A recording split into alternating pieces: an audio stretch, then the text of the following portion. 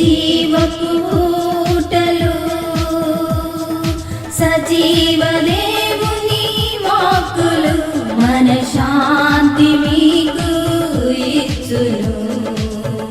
మీ ఆత్మదాహము తీర్చును పరమాత్మ చెంతకు నిన్ను చేర్చును,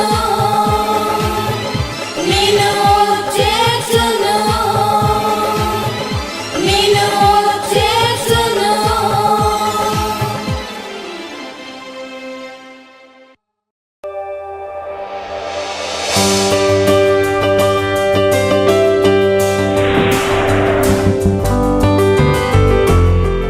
ప్రభు నందు ప్రేమైనటువంటి దేవుని బిడలారా, దేవుడు మనలందరినీ ప్రేమించి ఈ శ్రేష్టమైన దివ్యమైన సమయాన్ని దేవదేవుడు మనందరికీ దయచేసినందుకు మన మధ్యలో ఆత్మస్వరూపుగా ఉన్న యేసయ్యకి మొట్టమొదటిగా నా హృదయపూర్వకమైన వందనాలు యేసయ్యకి చెల్లిస్తూ ఉన్నా.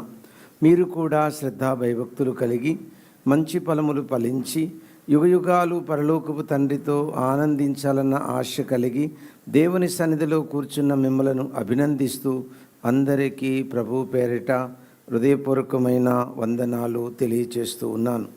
దేవుని బిడ్డలారా, మనము ఈరోజు సామెతల గ్రంథము 2వ అధ్యాయము 9 నుంచి 15 వచనాలు ధ్యానం చేయబోతున్నాం. ప్రధానంగా మనము పోయిన నెలలో ఈ అంశం ఏంటంటే దేవుని జ్ఞానము కలిగి ఉండడం వలన కలిగే లాభాలు ఏమిటి అన్న అంశములో మొదటి భాగాన్ని మనం పూర్తి చేసుకున్నాం. ఇది 2వ భాగం. ఇంకొక భాగం ఉంది, వచ్చే నెలలో 3వ భాగాన్ని వింటాం. మొత్తము ఈ అంశములో 6 అంశాలు ఉంటాయి. పోయిన నెలలో మనం ఏం విన్నామంటే దేవుని జ్ఞానము కలిగి ఉండడం వల్ల 1 తెలివి కలిగి ఉంటాం, 2 దేవుని కాపుదల కలిగి ఉంటాం అని గత పాఠంలో నేర్చుకున్నాం. ఈరోజు ఏం నేర్చుకోబోతున్నామంటే దేవుని జ్ఞానము కలిగి ఉండడం వలన కలిగే లాభాల్లో 3, 4 ఈరోజు 3, 4 చూడబోతున్నాం. మొదటిది ఏంటంటే నైతిక విలువలను గూర్చినటువంటి వివేచన. నైతిక విలువలను గూర్చినటువంటి వివేచన కలిగి ఉంటాం. ఇక 4వది ఏంటంటే దుష్టుల నుండి మనము కాపాడబడతాం. ఏముంటే దేవుని జ్ఞానము కలిగి ఉంటే. దేవుని జ్ఞానము ఎలా కలిగి ఉండగలమో కూడా అంతకుముందు పాఠంలో చెప్పాను. అసలు దేవుని జ్ఞానం అంటే ఏంటో చెప్పాను, దేవుని జ్ఞానం ఎలా వస్తుందో చెప్పాను, దేవుని జ్ఞానం రావాలంటే ఏం చేయాలో చెప్పాను. అవన్నీ మీకు గుర్తు లేకపోతే మరొకసారి యూట్యూబ్లో మీరు వినవచ్చు. సో ఈరోజు అదే అంశాన్ని కొనసాగిస్తూ 2వ భాగంగా ఏంటి, దేవుని జ్ఞానం వలన కలిగే లాభాలు ఏంటి అన్న అంశంలో ఈరోజు 2వ భాగంగా 2 సబ్బంశాలు వింటాం. ఒకటి నైతిక విలువలను గూర్చిన వివేచన కలిగి ఉంటాము, 2వది దుష్టుల నుండి కాపాడబడతాము. ఈ 2 అంశాలు ఈరోజు చూస్తాం. ఓకేనా? ప్రార్థన. ప్రేమ కలిగిన తండ్రి, వాక్యం అనే రొట్టె విరచి ఆత్మకు జీవాహారంగా పెట్టి మమ్మలను సర్వసత్యములోనికి నడిపించమని యేసుక్రీస్తు నామమున అడుగుతున్నాం తండ్రి, ఆమేన్. ఓకే అండి, మొదటి అంశాన్ని ధ్యానం చేద్దాం. మనం 9 నుంచి 15 వచనాలు కదండి, 9, 10, 11 వచనాలు మొదటి అంశంగా చూస్తాం. ఆ తర్వాత 12, 13, 14, 15 వచనాలని 2వ అంశంగా చూస్తాం. ఓకేనా? ఇప్పుడు 9, 10, 11 అంశాలు మనం చూడబోతున్నాం. ఈ 3 వచనాలు అంటే 9వ వచనం, సామెతల గ్రంథం 2వ అధ్యాయం 9వ వచనం, 10వ వచనం, 11వ వచనం, ఈ 3 ప్రశ్నలు ఉన్నాయి. మొదటి ప్రశ్న ఏంటంటే నైతిక విలువలంటే ఏమిటి? చెప్పండి, నైతిక విలువలంటే ఏమిటి? 2వ ప్రశ్న, నైతిక విలువలు గుర్తించడానికి మన దగ్గర ఏముండాలి? 3వ ప్రశ్న, నైతిక విలువలను దేని ద్వారా వాటిని గుర్తించగలం? ఓకే, ఈ 3 ప్రశ్నలకు సమాధానం తెలుసుకుందాం. మొదటి ప్రశ్న, నైతిక విలువలు అంటే ఏంటి? 9వ వచనం, అప్పుడు నీతి న్యాయములను యథార్థతను ప్రతి సన్మార్గమును నీవు తెలుసుకుందువు. ఇవే నైతిక విలువలంటే. 1 నీతి, 2 న్యాయం, 3 యథార్థత, 4 సన్మార్గం. మళ్ళీ వీటిని విడదీయాలి మనం. ఇక్కడ నీతి అంటే ఏంటి? ఇక్కడ మనిషి నైతిక విలువలు అంటే మోరల్ రూల్స్ అంటారు కదా, నైతిక విలువలు. ఈ నైతిక విలువల్లో 2 రకాలు. ఒకటి, దేవుడు లేకుండా కూడా చాలామంది నైతిక విలువలను పాటిస్తారు. దేవుడు లేకుండా అంటే అర్థం ఏంటి? యేసుక్రీస్తునందు విశ్వాసము ద్వారా వస్తుందే నీతి, ఆ నీతి లేకున్నా కూడా చాలామంది ఏం కలిగి ఉంటారు? నైతిక విలువలు. అంటే న్యాయంగా నడుచుకుంటారు, ఇంకా యథార్థంగా నడుచుకుంటారు, ఇంకా సన్మార్గంలో నడుచుకుంటారు. వీటిని నీతి అంటారు. అయితే ఇది స్వనీతి అని పేరు దీనికి. స్వనీతి అంటే సొంత నీతి అని అర్థం. చెప్పండి, స్వనీతి అంటే ఏంటి? సొంత నీతి. మరి ఈ వ్యక్తికి దేవుడే లేనప్పుడు ఈ నీతి ఎక్కడి నుంచి వచ్చింది అని మళ్ళీ ప్రశ్నకు జవాబు ఏంటంటే, దేవుడు మానవుణ్ణి కలుగు చేసినప్పుడే ఆయన స్వభావం పెట్టాడు. ఎక్కడ? మనిషిలో. కానీ ఆధ్యాత్మికంగా పతనమైన ఆ అంతరంగములో దేవుడు పెట్టిన దీపం అనే మానవాత్మ ఉందే, దానికి ఆ స్వభావం ఉంది. ఏంటి? తప్పు చేయకూడదు, అబద్ధాలు ఆడకూడదు, మోసము చేయకూడదు, పొరుగువారిని ప్రేమించాలి. సో ఇలాంటి గుణాలు లోన ఉన్నాయి. అందుకే అవి చచ్చిపోలా పూర్తిగా. మొదటి ప్రశ్నకు ఆన్సర్ దొరికింది కదా, ఏంటి? నైతిక విలువలంటే ఏమిటి? 1 నీతి, 2 న్యాయం, 3 యథార్థత, 4 సన్మార్గం. అవేంటో నేను తర్వాత చూపిస్తాను. ముందు ప్రశ్నలకు సమాధానం ఇందాం. అయితే ఈ నైతిక విలువలను నేను గుర్తించాలంటే నా దగ్గర ఏముండాలి? ఇప్పుడు చదువమ్మా 10వ వచనం, సామెతలు 2:10. జ్ఞానము నీ హృదయమున చొచ్చును, తెలివి నీకు మనోహరముగా ఉండును. ఇక్కడ జ్ఞానం అనే పదం ఉంది కదండి. సో మన ప్రధాన అంశం ఏంటి? జ్ఞానము కలిగి ఉండడం వల్ల కలిగే లాభాలు. సో జ్ఞానము వలనే నైతిక విలువలు గుర్తిస్తాం. Note this point. ఎవరైనా ఏమన్నాను? జ్ఞానము వలన. మళ్ళీ జ్ఞానం అంటే ఏంటో నేను గతంలో చెప్పాను. చెప్పండి, జ్ఞానం అంటే యేసుక్రీస్తు. మళ్ళీ చెప్పండి, జ్ఞానం అంటే యేసుక్రీస్తు. యేసుక్రీస్తును కలిగడం ద్వారా ఏమైందంటే, ఆ రోజు ఏదోను మనములో కోల్పోయాడు కదా మనిషి. ఏంటి? స్పృహ. నేను అని స్పృహ, దేవుని గూర్చిన స్పృహ, ఇతరులను గూర్చిన స్పృహ, అది తిరిగి మళ్ళీ వచ్చింది. అలా రావడం వల్ల నైతిక విలువలను గుర్తిస్తాం. అంటే ఇప్పుడు చూడండి, మూర్ఖంగా ప్రవర్తిస్తాడు కదా మనిషి. అంటే తల్లి అనే తేడా తెలియకుండా, బిడ్డ అనే తేడా తెలియకుండా ఒక మృగముగా ప్రవర్తిస్తాడు కదా. అలా కాకుండా గుర్తిస్తాడు, ఇది తప్పు, ఇది చెడు, ఇది మంచి, ఇది రాంగు, ఇది రైట్ అని. అట్లా గుర్తించారు అని అంటే అది ఆ తిరిగి యేసుక్రీస్తు జీవము ద్వారా కలిగిన స్పృహ అని మనం అర్థం చేసుకోవాలి. ఆ విధంగా ఆ దైవజ్ఞానం మనలో ఉన్నప్పుడు మనిషి ఈ నైతిక విలువలను గుర్తిస్తాడు.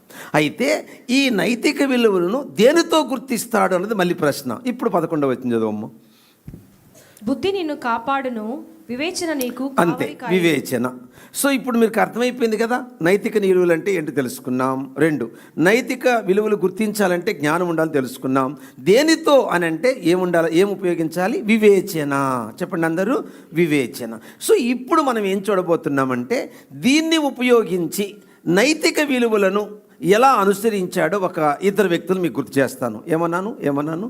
వివేచన అనే దాన్ని ఉపయోగించి ఎవరు వివేచన ఉపయోగించి నైతిక విలువలను పాటించారు, ఎవరు వివేచన ఉపయోగించకుండా నైతిక విలువలను ఉల్లంఘించారో, నైతిక విలువలను ఎవరు పాటిస్తే వాళ్ళకు కలిగిన లాభం ఏంటి, నైతిక విలువలను ఎవరు పాటించకపోతే వాళ్ళకు కలిగిన నష్టం ఏంటో మీకు వివరంగా చెప్తాను. సో ఇప్పుడు మనం ఎగ్జాంపుల్ రూపంలో, అంటే ఈ నైతిక విలువలంటే ఏంటి, వాటిని ఎలా గుర్తించారు, దేనితో గుర్తించారు, ఆ గుర్తించి ఆ నైతిక విలువలను పాటించినందువల్ల వాళ్ళకి ఎలాంటి ఫలము వచ్చింది, అలాగే నేను కూడా నైతిక విలువలు పాటిస్తే నాకు ఎలాంటి ఫలము వస్తుంది అని గుర్తిస్తాం. ఇప్పుడు మనం ఆదికాండం 39వ అధ్యాయం 9వ వచనం. నీవు అతని భార్యవైనందున నిన్ను తప్ప. అక్కడ పాయింట్ చూడండి, నీవు అతని భార్యవనను. మీకు తెలుసు కదా, ఇప్పుడు సామెతల గ్రంథంలో చాలా ఉన్నాయి భార్య గురించి. ఏమనం చెప్పండి. పొరుగువాని భార్య విషయంలో ఏం రాయబడి ఉంది? ఏమనుందంటే, ఒకడు ఒడిలో అగ్గిని ఉంచుకుని ఎడల వాని వస్త్రము కాలకుండున, నిప్పులు తొక్కిన ఎడల వాని పాదములు కాలకుండున, పొరుగువాని భార్యను కూడువాడు అలాగే నాశనం అవుతాడు. ఈ వాక్యం ఆయనకి తెలియదు. అప్పటికి మీకు బాగా వినండి, ఈ వాక్యం ఆయనకి తెలియదు. ఎవరికి? యేసేపు. ఎందుకని? అప్పుడు బైబిల్ లేదు కదా. యేసేపు నీవు ఏమన్నాడు? ఒక పురుషునికి ఏమై ఉన్నావు? భార్య. అంటే ఏంటి? నీ దేహంపై, ఇప్పుడు చూడండి బైబిల్లో ఎన్నో విషయాలు ఉన్నాయి. ఏమున్నాయి? పురుషుడికి ఎవరి మీద అధికారం ఉంది? దేహం అంటే తన దేహంపై భార్యకి, అతని దేహంపై భర్తకి అనే అర్థాలు ఉన్నాయి కదా కొరింథీ పత్రికలో. ఇవన్నీ యేసేపుకు తెలియదు. మరి తెలియకుండానే, బాగా వినండి, తెలియకుండానే ఇంత అద్భుతమైన పదాన్ని ఎలా ఉపయోగించాడు యేసేపు? నీవు అతనికి భార్యవైనందున, లేక యజమానుడికి భార్యవైనందున, ఒక పురుషుడికి భార్యవైన, ఈ పదం ఎలా తెలుసు నీకు? స్టార్టింగ్లోనే పదం చెప్పాను. ఏమని? దేవుడు మనల్ని పుట్టించినప్పుడే మన ఆత్మలో ఏం పెట్టాడు? నైతిక విలువలు. Note this point. సో నేను ఏమంటున్నానంటే, చాలామంది బయట జీవంగల దేవుడు తెలియకపోయినా ఏం కలిగి ఉంటారు? వాళ్ళు నైతిక విలువలు కలిగి ఉంటారు. అర్థమైందా? వాళ్ళు కూడా సినిమాలు చూడరు, వాళ్ళు అబద్ధాలు ఆడరు. అర్థమైందా? బట్ ఆ నైతిక విలువలు యేసు ప్రభువు లేకుండా దేనికి పనిచేయవని చెప్పాను? పరలోకానికి పనిచేయవు. కానీ దేనికి పనిచేస్తాయి? భూమి మీద ప్రతిఫలానికి పనిచేస్తాయి. అదే మీకు వివరిస్తాను, వివరంగా చెప్తాను మీకు. ఇప్పుడు వినండి. కాబట్టి మీకు ఏం చెప్తున్నానంటే, ఈ నైతిక విలువ అనేది చూడండి దేంతో క్యాచ్ చేయగలిగాడంటే, అక్కడ మీరు గమనిస్తే వివేచన. దేన్ని ఉపయోగించాడు ఇక్కడైనా? వివేచన. ఎట్లా వివేచించాడు? నాకు ఇంకా వివాహము కాల, ఆమెకి ఆల్రెడీ వివాహము అయ్యింది, ఆమెకు ఒక భర్త ఉన్నాడు. సో ఇలా వివేచించినప్పుడు చాలా చక్కగా మనకు నైతిక విలువలను అర్థం చేసుకోగలం. బాగా ఆలోచించండి.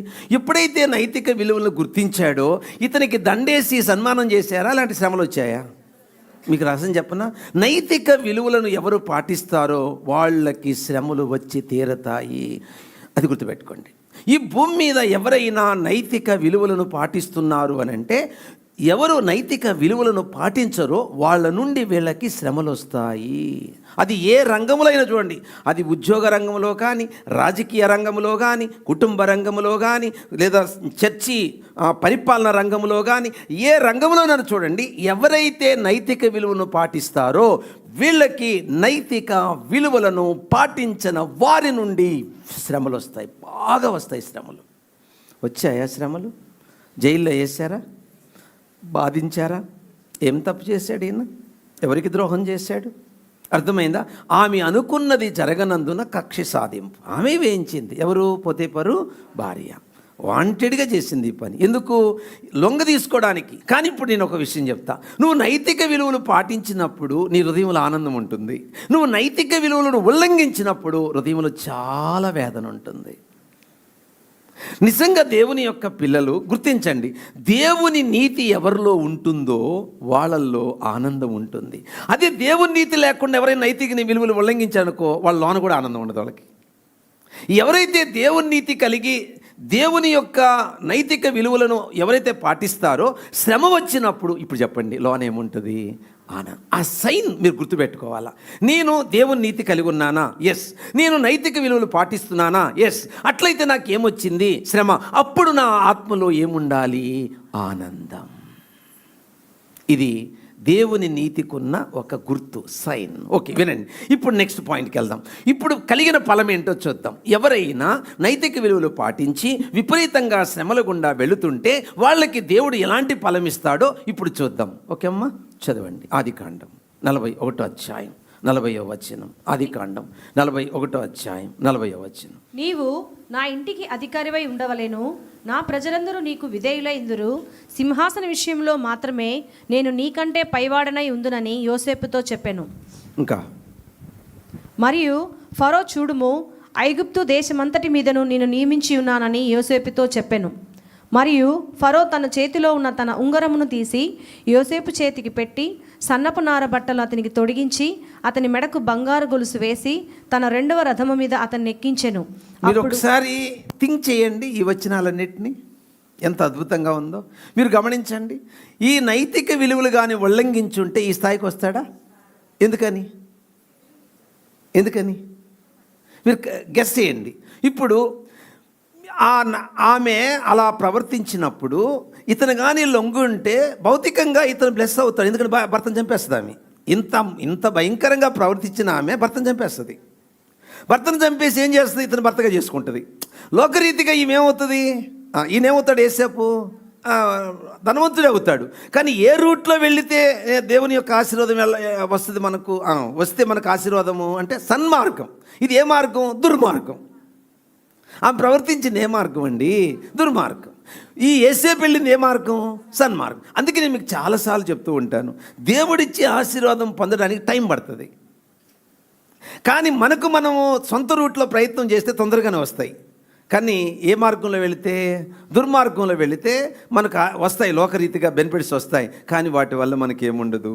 సంతోషం ఉండదు, తర్వాత సంతృప్తి ఉండదు, తర్వాత అది సర్వనాశనమే, అంటే నాశనానికి తీసుకెళ్తాయి అని అర్థం. ఓకే, వినండి. సో ఇప్పుడు ఇక్కడ ఏం జరిగింది అని అంటే, బాగా ఆలోచించండి. ఆయనకి కల రావడం ఏంటి?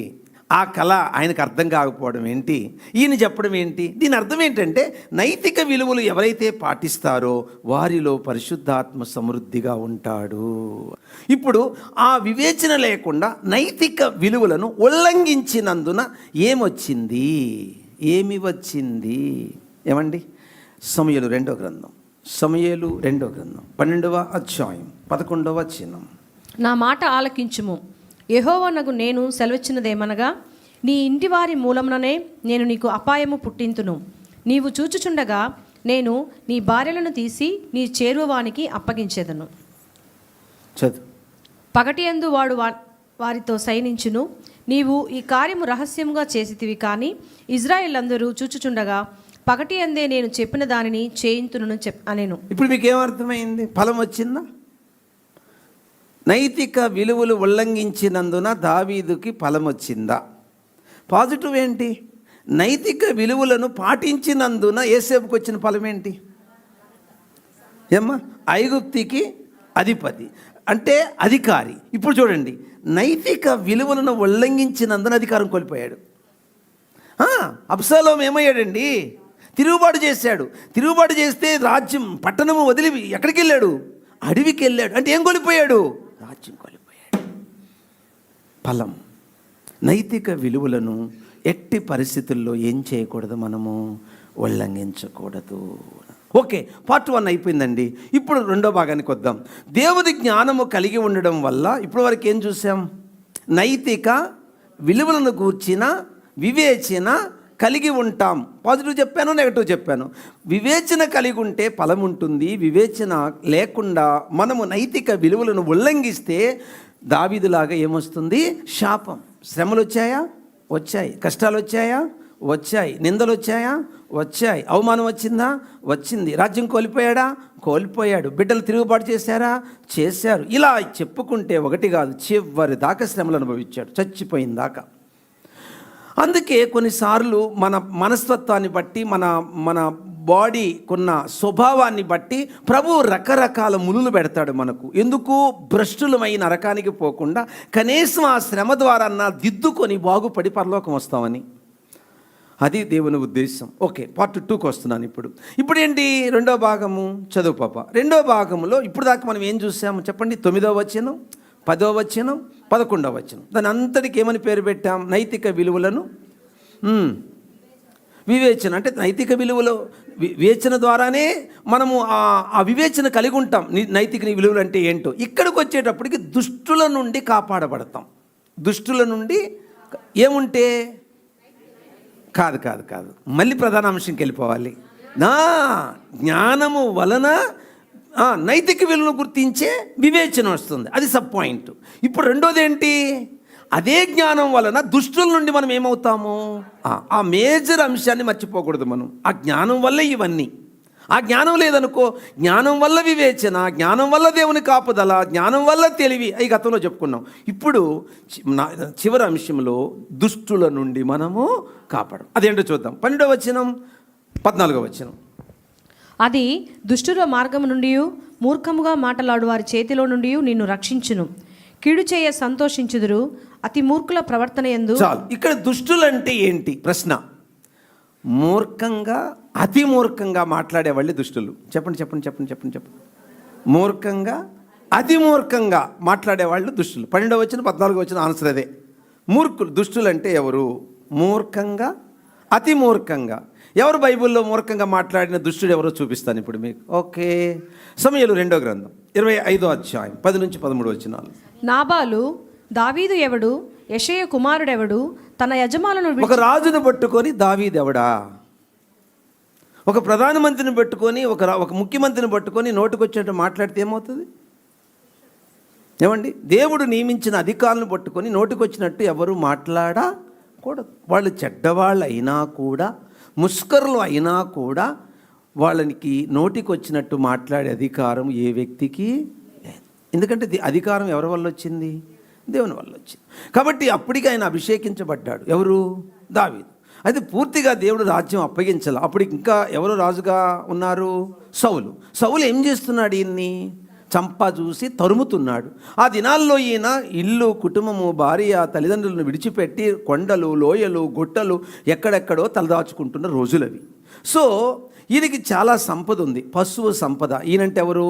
నాబాలు. చెప్పండి, నాబాలు. ఈ నాబాలుకున్న పశువు సంపద తన సేవకులు లేకపోతే కాపరులు, గొర్రెల కాపరులు, వారు అడవిలో ఉన్నప్పుడు అక్కడ ఏముంటాయి మీకు తెలుసు? ఎలుగుబంట్లు ఉంటాయి, తోడేళ్ళు ఉంటాయి, రకరకాల క్రూర జంతువులు ఉంటాయి. సో వీళ్ళు వాళ్ళతో పాటు వాటిని కాపాడారు. ఎవరు? దావీదు సేవకులు. ఆ విధంగా అతని సంపద ఏమైంది? కాపాడబడినందువలన విస్తరించింది. అది చెప్పంపిస్తాడు సేవకుల ద్వారా. ఎవరు? దావీదు. ఏమని? ఇదిగో నీ సంపదను మేము అడవిలో కాపాడాము, ఇప్పుడు మాకు అవసరం వచ్చింది, నీకున్న దాంట్లో కొంత మాకు హెల్ప్ చెయ్యి అన్నాడు. ఎవరు? దావీదు రాజు. ఎవరి ద్వారా? సేవకుల ద్వారా. ఎవరిని అడిగాడు? నాబాలుని. అప్పుడు నాబాలు వదిలిన డైలాగులు ఇవి. మళ్ళీ చదవమ్మా. నాబాలు, దావీదు ఎవడు? యెషై కుమారుడెవడు? తన యజమానులను విడిచి పారిపోయిన దాసులు ఇప్పుడు అనేకులున్నారు. అంటే ఏ యజమానుడు అంటే ఎవరు? సూపర్. మీకు తెలివి ఎక్కువైపోయింది. సౌలును వెదిలి వెళ్ళిపోయిన వాళ్ళు అన్నమాట. చాలామంది అట్లా పోతూ ఉంటారు కదా, ఇష్టం లేకుండా. అలాంటి వాళ్ళలో నువ్వు ఒకడివి. ఎవరినా? అదే ఏం మాటలు అంటారు దాన్ని? పైదాన్ని మళ్ళీ తీసుకురండి. ఇక్కడ ఏమి ఉపయోగించలేదు అతను? వివేచన లేకుండా మాట్లాడితే ఏమవుతారు వాళ్ళు? మూర్ఖులు అవుతారు. ఎంత మూర్ఖంగా మాట్లాడాడండి. అలా మాట్లాడుతుంటే రాజుకేమొస్తుంది? కోపం వస్తుంది. వచ్చింది కోపం. ఎంత కోపం అంటే ఇక తన సంపద ఏమీ మిగలకూడదు, సర్వనాశనం. ఇక కత్తులు, కటారులు, యుద్ధ సంబంధమైన ఆయుధాలు ధరించుకొని ఇక బహు ఉగ్రుడై దావీదు తన యొక్క సేవకులు బయలుదేరి వస్తూ ఉన్నారు. ఈ వార్త ఈ గొర్రెల కాపురలో ఒకడు వెళ్ళి చెప్పేశాడు. ఎవరికి? అబీగయీలుకి చెప్పాడు. అబీగయీలుకి చెప్పగానే ఇక ఆమె ఏం చేసింది? ఆమెకి ఇందాక చెప్పాను కదా, గుణవతైన భార్య దొరుకుట అరుదని. ఇప్పుడు చెప్తున్నా గుణవతైన భార్య అంటే ఏంటో. సో ఈమె ఉపయోగించిన పదజాలం, ఈమె మాట్లాడిన తీరు, అందుకే పురుషుడికి స్త్రీకి దేవుడిచ్చిన వరం ఏంటంటే, బాగా వినండి, స్త్రీ ఎంత మృదువుగా మాట్లాడితే పురుషుడు అంత ఐసైపోతాడు. ఏమన్నా ఒక ముక్క అర్థమైందా? చెప్పండి.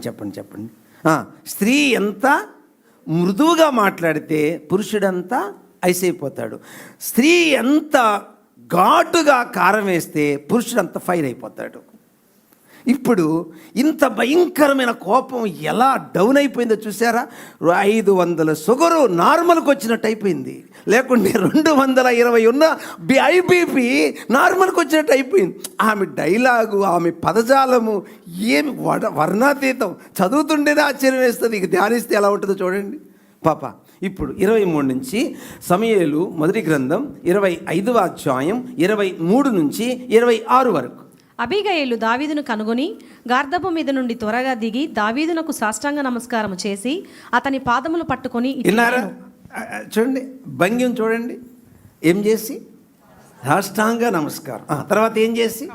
పాదాలు పట్టుకొని. ఇప్పుడు చదవమ్మ డైలాగులు. నా ఏలినవాడా ఈ దోషము నాదని ఎంచుము. విన్నారా? ఈ దోషం ఎవరిది? నాది. ఏమనాలా?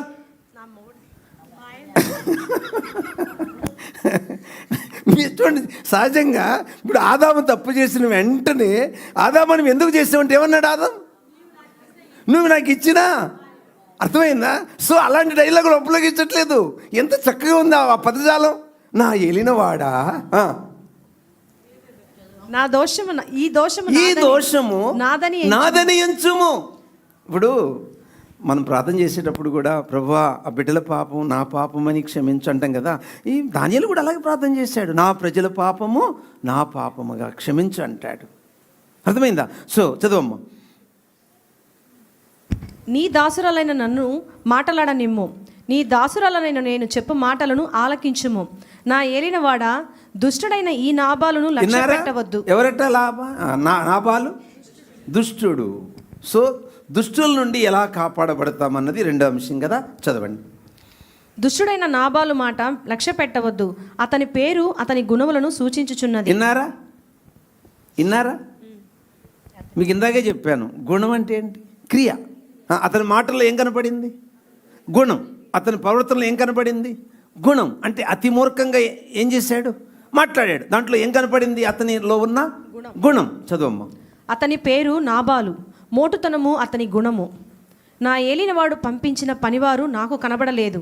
నా ఏలినవాడ, యెహోవా జీవం తోడు, నీ జీవం తోడు, ప్రాణహాని చేయకుండా యెహోవా నిన్ను ఆపియున్నాడు. నీ చెయ్యి నిన్ను వింటున్నారా? నువ్వు నన్ను, నా సంపదని, నా కుటుంబాన్ని నాశనం చేయాలని డిసైడ్ అయ్యావు, కానీ జీవం గల దేవుడు నిన్నేం చేస్తున్నాడు అంటే అర్థం ఏంటి? నాకు ఈ వార్త తెలియచేసి నన్ను నీ దగ్గరికి పంపాడంటే అర్థం నా కుటుంబాన్ని కాపాడమని దీని అర్థం అని చెప్తున్నామి. చదువు నాన్న.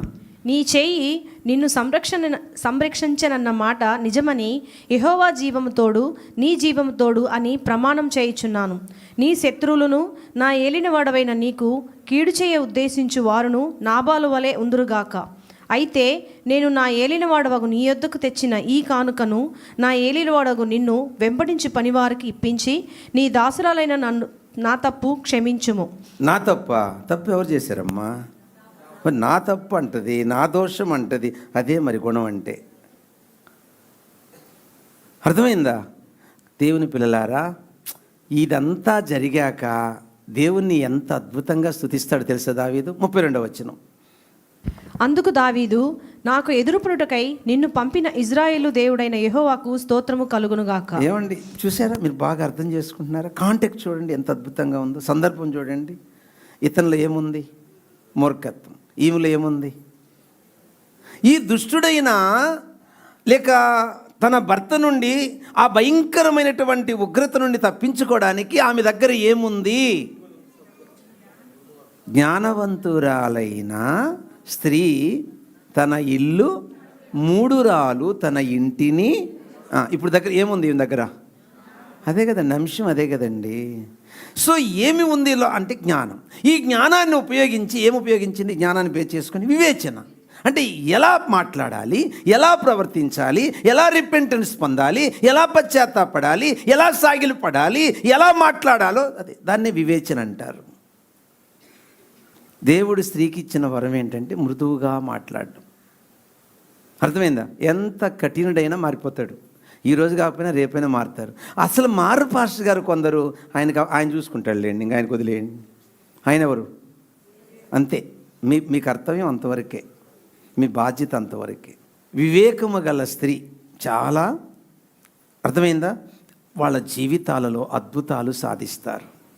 సో గుణవతైన భార్య ఇలా తన ఇంటిని ఏం చేస్తుంది? కట్టుకుంటుంది దుష్టుల చేతిలో నుండి. సో దుష్టుడు అనేవాడు అంటే లూసిఫర్ భర్తను ఉపయోగించుకుంటాడు, భార్యను ఉపయోగించుకుంటాడు, పిల్లలను ఉపయోగించుకుంటాడు, పక్కింటోళ్ళను ఉపయోగించుకుంటాడు. సో ఆ దుష్టుడి యొక్క పన్నాంగంలో మన కుటుంబ వ్యవస్థ నాశనం కాకుండా ఉండాలంటే మనం దేవుని దగ్గర ఏం పొందుకోవాలి? జ్ఞానం పొందుకోవాలి. ఇప్పుడు ఆ కుటుంబ వ్యవస్థ, ఆ పిల్లలు చాలా బాగుంటారు. కాబట్టి దేవుని పిల్లలారా, ఈరోజు మనం నేర్చుకున్న పాఠం ఏంటంటే చెప్పండి. దేవుని జ్ఞానం కలిగి ఉండడం వల్ల లాభాల్లో ఈరోజు 3-4 గత నెలలో 2 తెలుసుకున్నాం, ఇప్పుడు 2 తెలుసుకున్నాం. నైతిక విలువలను గూర్చిన వివేచన కలిగి ఉంటాము. 2 దుష్టుల నుండి కాపాడబడతాం. సో లూసిఫర్ అనేవాడు 24 hours ఎవరిని మింగుదుమాని గర్జించు సింహములు తిరుగుతున్నాడు. వాడి చేతిలో నుంచి మనం బయటికి రావాలంటే ప్రభు పాదాల దగ్గర మనం ఏం పొందాలి? జ్ఞానం, జ్ఞానం, జ్ఞానం. ఆ జ్ఞానముతో ఎలాగా దుష్టుడైన నాబాలు చేతిలో నుండి అబీగయీలు తన కుటుంబాన్ని రక్షించుకుందో, ఇప్పుడు ఎలాగైనా దుష్టుడైనటువంటి ఆమాను చేతిలో నుంచి తన జనాన్ని, తన ప్రజలను, తన ప్రాణాన్ని ఎస్తేరు రక్షించుకున్నదో అట్లా దేవుని జ్ఞానం పొంది మనము యేసయ్య పాదాల దగ్గర ఈ భూప్రపంచంలో ఉన్న భూప్రపంచాన్ని తాత్కాలికంగా ఏలుతున్న సాతాను చేతిలో నుంచి మనము తప్పించబడాలంటే రోజు దేవుణ్ణి ఏమడగాలి?